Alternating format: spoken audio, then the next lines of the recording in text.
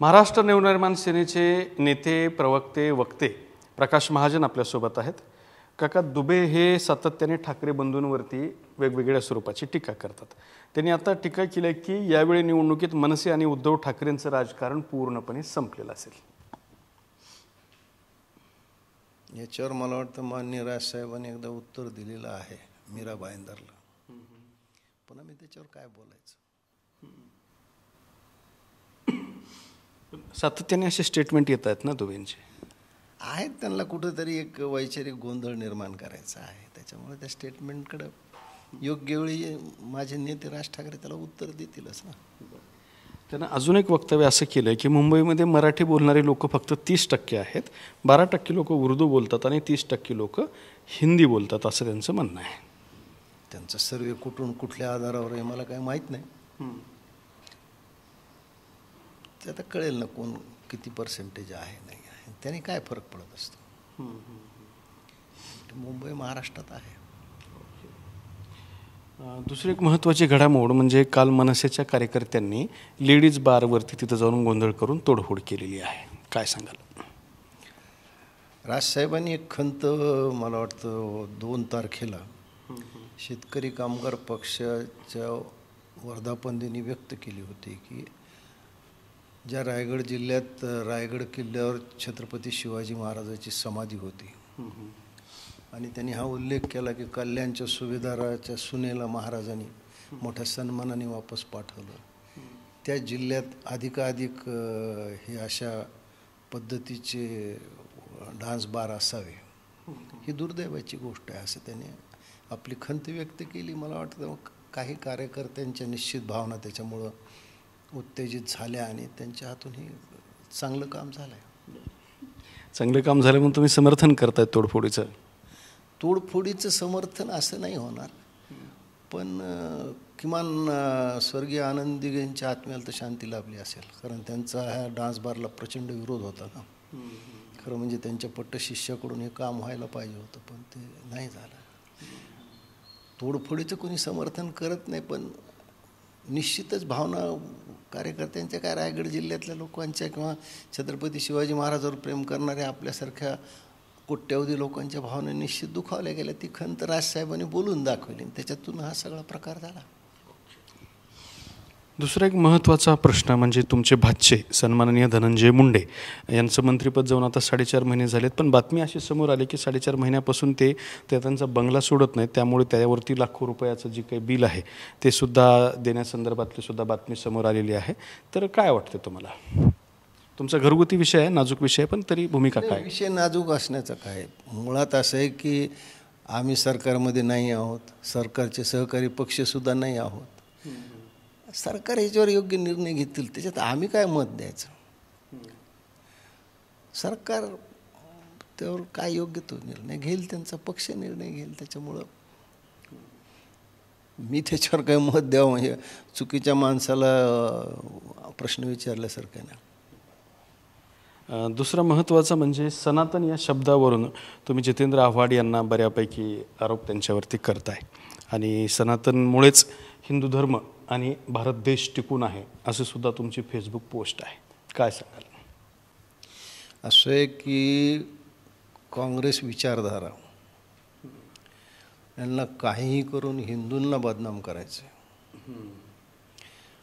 मग कधी भगवा आतंकवाद हा शब्द पुढे आणला, मग त्यांच्या असं लक्षात आले की भगवा आतंकवाद हा शब्द केल्यानंतर काय नुकसान होतं राजकीय दृष्ट्या. मग आता मालेगाव बॉम्बस्फोट आणि मधील आरोपी हे सगळे निर्दोष सुटले, मग भगवा आतंकवाद म्हणू नका, कारण भगवा हा पवित्र रंग आहे, वारकरी संप्रदायाची पताका भगवी आहे, छत्रपती शिवाजी महाराजांचा ध्वज भगवा होता. अशा काहीतरी शाब्दिक मखलाशी करून त्यांनी मग सनातनी आतंकवाद हा नवीन शब्द रूढ केला त्यांनी. खरं म्हणजे सनातनाची सुरुवात कोणी केली नाही, त्याचा शेवट कोणी करणार नाही. सनातनाचे एकाकडे बोट दाखवू शकत नाही. सनातन आणि हिंदू हे एका नाण्याच्या 2 बाजू आहेत. त्याच्यामुळे या दोघं एकमेकापासून वेगळे होऊ शकत नाहीत. सनातनी असो किंवा हिंदू असो, हा कुठल्याही एका धर्मग्रंथाशी जोडलेला नाही, कुठल्या एका परिषदेशी जोडलेला नाही, पैगंबराशी जोडलेला नाही. त्याच्यामुळं यात निरंतर बदल होत आले आणि हे बदलच ती संस्कृती टिकू शकले किंवा टिकवत आहेत. आम्ही कधीही धर्म आमचा स्वीकारा असं म्हणून कुणालाही कधी आग्रह केला नाही. म्हणजे तुम्ही पाहिलं असेल की नुकत्याच झालेल्या कुंभमेळ्यात मोठ्या प्रमाणावर परदेशी लोक आले होते, ज्यांचा हिंदू धर्माशी काही संपर्क नव्हता किंवा संबंध नव्हता.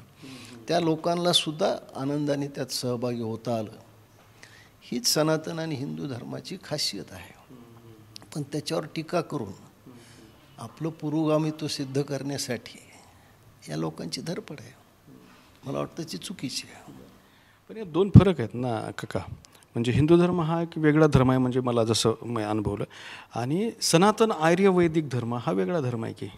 सनातन आणि हिंदू धर्म हे वेगवेगळ्या गोष्टी होऊ शकत नाही. आर्य धर्म हा कुठला नाहीच आहे.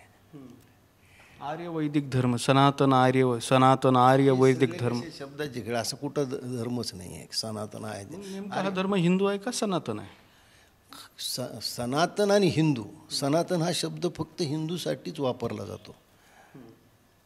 सनातन म्हणजे निरंतर प्राचीन सतत चालणारी प्रक्रिया, ह्या अर्थाने तो वापरला जातो. मला सांगा, सनातन हा शब्द कधी इस्लामशी संबंधित आहे का? नाही. यहुदीशी संबंधित? सनातन नुसताच नाही ना, सनातन आर्य वैदिक धर्म नाही, असा कुठलं माझ्या वाचण्यात नाही. असं आहे, आम्ही सनातन आणि हिंदू एका नाण्याच्या दोन बाजू आहेत. त्याच्यामुळं सनातन हा हिंदू धर्मासाठीच वापरला जातो किंवा हिंदूलाच सनातनी म्हटलं जातं. हा त्याच्यातला मूळ फरक आहे. आता तुमच्याच फेसबुक पोस्टवरती ना एका भल्या माणसाने एक चांगली कमेंट केलेली आहे. ती कमेंट मी तुम्हाला वाचून दाखवते. ती स्वतः तुम्हालाच विचार करायला लावणारी कमेंट आहे. त्या कमेंटकर्त्याचं नाव आहे प्रकाश परांजपे. ते म्हणतात की सनातन या शब्दाचा अर्थ आहे जो अजिबात बदलत नाही, तोच सनातन. मनुस्मृतीतील चातुर्वर्ण्य आज आहे का, असा त्यांचा प्रश्न आहे. असायला हवं का? स्त्रियांच्या हक्कात बदल झाले नाहीत, व्हायला नको होते का? सतीप्रथा बंद व्हायला नको होती का? सनातन शब्दाचं स्तोम कशाला, असं विचारतायत ते. अत्यंत त्यांचा प्रश्न संयुक्तिक आहे. मला एवढंच त्यांना सांगायचं, माझे चांगले मित्र आहेत ते. मनुस्मृती हा 10,000 वर्षापूर्वी एका क्षत्रिय राजाने आपल्या प्रजेने कसं वागावं हे घालून दिलेले नियम आहेत. मी कायद्याचा फार मोठा जाणकार नाही, पण असं म्हणतात की त्यांनी घालून दिलेल्या काही नियमाचं थोडंफार काय सुधारणा करून आपले काही नियम तयार झालेत. पण आज मनुस्मृतीचा काही म्हणजे संदर्भही नाही ना. आज आपण भारतीय राज्यघटना मानतो. स्त्रियांचे हक्क त्यावेळेसही होते, आजही आहेत आणि पुढेही राहतील. सतीप्रथा ही बंद हिंदूनच केली, दुसऱ्या कोणाला करावं लागली नाही. ती का आली काय नाही, नंतर ती का बंद झाली, या घटना खूप बदलत गेलेल्या. सनातन प्रथा होती ना. सनातनमध्ये कुठल्याही, मला सांगा ना, कुठल्या सनातन प्रथेमध्ये सती कोण गेले? नाही, पण चातुर्वर्ण्य रावणाला मारल्यानंतर काय मंदोदरी सती गेली का? ते बंड समजावं लागेल. धर्माचे, सनातन धर्माच्या विरोधातलं बंड जिजाबाई सुद्धा सती गेलेलं नाहीत, ते शिवाजी महाराजांनी करायला लावलेलं बंड होतं. नाही, तुम्हाला काय म्हणलं की भोसले खानदानी सती गेल्याचे उदाहरणच नाही आहेत. तो इतिहासात मला त्याच्यात बघावं नका. मी तुम्हाला सांगतो की कुठेही सनातनांनी कधी कुणावर जबरदस्ती कसलीच केली नाही आणि ते सगळं मान्य केलं आहे. आता तुम्हाला गैरसमज काही पसरवायचे असतील तर त्याचं काही म्हणणं नाही. सनातन धर्मात कुठेही सतीला प्राधान्य नाही, असं कुणी सनातनांनी म्हणलं नाही की स्त्रियांना अधिकार देऊ नये. सनातनमध्ये कधी चातुर्वर्ण्य नव्हता. आता हा खूप जटिल विषय आहे. सोपा विषय असा आहे की सवंग लोकप्रियता मिळवते म्हणून तुम्ही बोलता. आता लोकांना हेच माहीत नाही की मनु कोण होता आणि त्याचे नियम काय होते. पण एक मनुस्मृती म्हणलं की आपण फार पुरोगामी आहोत, मनुस्मृतीवर टीका केली. तर आज मनुस्मृतीचं रिलेव्हंट काही राहिलंच नाही ना. तो 10,000 वर्षापूर्वी झालेली जे काही नियमावली ती आज लागू नये. आज आपण राज्यघटना मानतो आणि तीच प्रमाण आहे. तरी सनातनचा एवढा आग्रह का, हेच प्रकाश परांजपे म्हणतात. हा आमचा वैयक्तिक प्रश्न आहे ना, म्हणून आम्ही टिकून. आम्ही उमऱ्याच्या बाहेर गेल्यावर आम्हाला राज्यघटना लागू आहे. आम्ही सनातनचा आग्रह धर नाही, तिथं आम्ही जे काही घटनेने नियम दिले तेच लागू धरतो. हेच तर सणांची खासियत आहे ना. आम्ही आमचे नियम लागू नाही धरले. आम्ही म्हणजे मनुस्मृती यांच्या स्वप्नात येते. सनातनीच्या डोक्यात सुद्धा नाही आता ती मनुस्मृतीचं. झाला तो 10, यांना माहीत सुद्धा नाही की तो मनू होता तो. म्हणजे सनातन्यांनी सनातन सोडलाय? नाही, सनातन नाही सोडला. कोण म्हणतं सनातन? आता मनुस्मृती संपली म्हणताय तुम्ही. मनुस्मृतीचा सनातनीचा काही संबंधच नाही. काहीतरी कुठंतरी मी सांगतो ना गैरसमज होत आहे. मनुस्मृतीनं कधी सांगितलं की सनातन माझा धर्म आहे, किंवा सनातन कधी सांगितलं मनुस्मृती धर्म आहे? हे काहीतरी मी सांगतो ना, याला कुठे कसं आहे, इथं आरोप करायचा आणि पळून जायचं. तुम्हाला पुरावाच द्यायचा नाही. तुम्ही एक पुरावा द्या की सनातननं सांगितलं की मनुस्मृती आमची, एक पुरावा द्यायचा तर तुम्ही. सनातननं काहीच सांगितलेलं नाही ना. मग हे तर खासियत आहे ना सनातन. हे काय सनातन? सांगतो की सनातन तुम्हाला तुमच्या मर्जीप्रमाणे जगण्याचा अधिकार देतो, म्हणून तर आपण टिकून आहेत ना. नाही तर मला सांगा, इतकी आक्रमणं ज्या देशावर झाली आहेत तिथं आज हिंदू नावाला सापडत नाही किंवा दुसरा धर्म सापडत नाही. आपण का टिकून आहोत? आपण बाहेर जाऊन आपली संस्कृती नेली. आता तुम्हाला माहीत असेल की कंबोडिया आणि थायलंडमध्ये एका शिवमंदिरावर वाद चालू आहे. हिंदू तिथं गेले, त्यांनी संस्कृती नेली आहे, आपली विद्या नेली, आयुर्वेद नेलं, हे नेलं. आम्ही कधी एका हातात धर्मग्रंथ दुसऱ्या हातात तलवार घेऊन धर्मांतर केलं नाही. ही तर खासियत आहे. म्हणून म्हणलं की अभ्यास करायचा नाही, एक टीका करायला मोकळं. आता कारण सनातनाचा जन्म कुणी दिला नाही, त्याच्यामुळे कुणावर टीका केलं तर त्याचं काय? मी तो म्हणलं की ही तर खासियत आहे की आम्ही कोण्या एका धर्मग्रंथाशी बांधलेलो नाहीत, आम्ही कोण्या एका पैगंबराशी बांधलेलो नाहीत. हीच आमची वैशिष्ट्य आहे. मुद्दा काय झाला आहे की आरोप झाले की पडदा लावून घ्यायचा आणि आरोप संपले की चेहरा बाहेर काढायचा, असं बोलणं झालं. अजिबात नाही. आरोप झाल्यावरच मी चेहरा दाखवला ना. बाबासाहेबांनी मनुस्मृती जाळली ना. अरे मी काय म्हणलं, त्यांनी मनुस्मृती जाळली याच्याविषयी कोण अमान्य करायला? पण तुम्हालाच आज म्हणाले की आता मनुस्मृतीचा म्हणजे संबंधच काही नाही ना. आपण राज्यघटना मानतोय, तुमच्या डोक्यात मनुस्मृती आहे. कुणी असं म्हणलं का की राज्यघटना आम्ही मानत नाहीत? कुणी एकाने शब्द सांगितले? कित्येक वेळेला काही जणांनी स्टेटमेंट दिले त्याच्यातले. कोण म्हणतात? काही जणांनी म्हणले, भाजपचे लोक होते, काही खासदार वगैरे की हे काय म्हणले तुम्ही त्यांना विचारू शकता. सनातनी ह्या क्रायटेरियातून. हो, सनातनी क्रायटेरियातून म्हणतो की कुणीही मनुस्मृतीचा कोणी उल्लेख तुम्हाला का मनुस्मृती ही तुमच्या स्वप्नात येते, आम्हाला डोक्यात सुद्धा विचार येत नाही. कारण आता आम्हाला राज्यघटनाच मानावी लागते, दुसरं काय. तुम्ही कट्टरतावादी नाही त्यामुळे तुम्ही असं बोलू शकता. तुम्हाला दुसरा प्रश्न विचारतो. कट्टरतावादी नाहीच, हे सनातनचं खासियत आहे ना. सनातन म्हणजे तो कट्टर नाही आहे. पण काही सनातनी स्वतःला कट्टर पण समजतात. कुणाच्या एखादी व्यक्ती किंवा एखाद दुसऱ्या व्यक्तीमुळं पूर्ण त्या समूहाला दोषी ठरवण्यात काय अर्थ नसतो ना. प्रत्येक समूहात अशा लोक असतात ना, त्याला काय करणार तुम्ही. पण हा प्रश्न कधी इस्लामला जाऊन नाहीत विचारत, ते त्यांना सोयीच आहे ना हिंदूला विचारणं. काय हिंदू सहन करतोय? ज्यांनी मला हा प्रश्न विचारला त्यांनी इस्लामला जाऊन विचारावं ना की तुम्ही का बदलत नाही स्वतःला, तुमच्यातल्या काय रूढी का करत नाही. ते नाहीत विचारत तुम्ही. त्यांची हिंमत आहे का? मी त्यांना आज दाखवतो की अकबराचं मोहम्मद पैगंबरविषयीचं काय मत आहे ते सांगतील कधी? नाही सांगणार. त्यांना सोयीच आहे ना.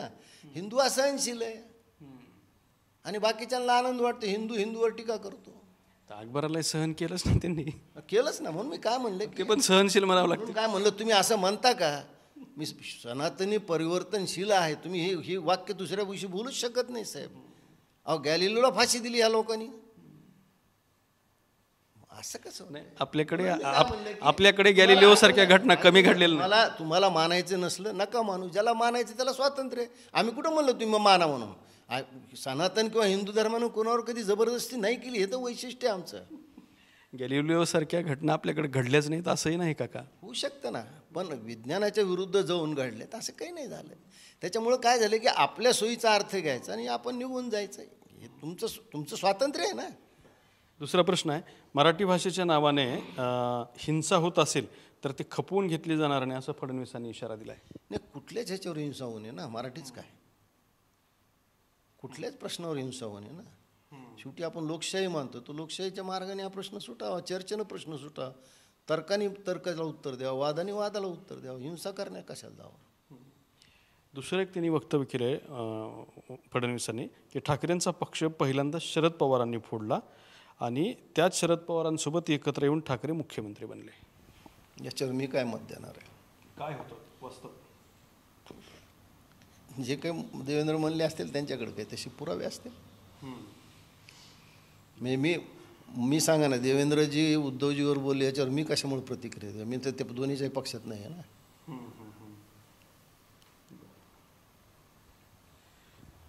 आता जितेंद्र आव्हाडांचा पुन्हा एक प्रश्न आहे की जितेंद्र आव्हाड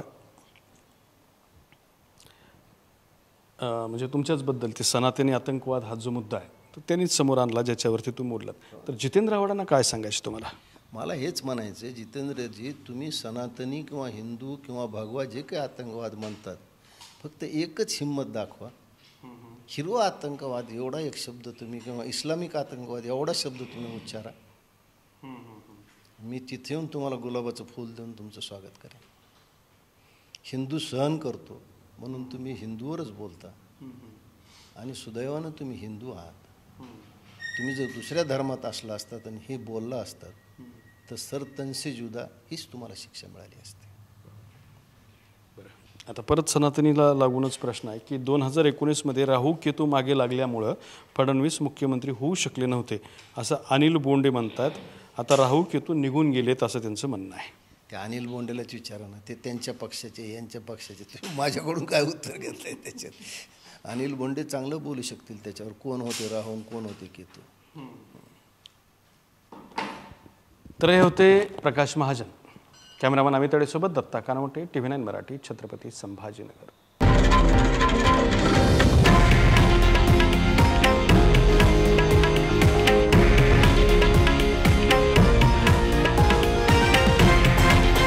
हे आहे देशातील नंबर 1 न्यूज नेटवर्क आणि आपण पाहत आहात TV9 मराठी, एकमेव.